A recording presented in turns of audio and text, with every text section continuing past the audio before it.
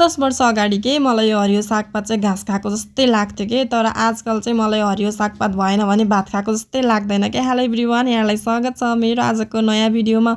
आज चाहिँ म बिहान अलिकति ढिलो उठेको रहेछ हैन, उज्यालो भइसकेको रहेछ, पानी परिरहेको थियो। यो चाहिँ मेरो घर पछाडिको भ्यू। अनि फर्स्ट अफ अल चाहिँ म गएको कुखुराको चल्ला भट्टामा तिर्खाए होलान् भनेर पानी खाउन। त्यसपछि आफूलाई खाने पानी लिन जान्छु भनेको पानी परेर गइन। घरको धन्दा भएर चाहिँ कालो चिया बनाएको बिहान बिहानै। अनि मेरो छोरीहरू उठिसकेका थिए नि त, तिनीहरूलाई दिएँ। तरकारीको लागि चाहिँ फर्सीको मुन्टा केलाउँदै थिएँ। अनि यो चाहिँ मेरो दिउँसोको भ्यू हो के। मेरो घरको हालत चाहिँ यस्तो भइसक्यो है दिउँसो। अनि बच्चाहरूले चाहिँ कि दिमाग खान्छन् कि खानेकुरो चाहिन्छ के, त्यही भएर दाल मटर भुजा दिएको थिएँ।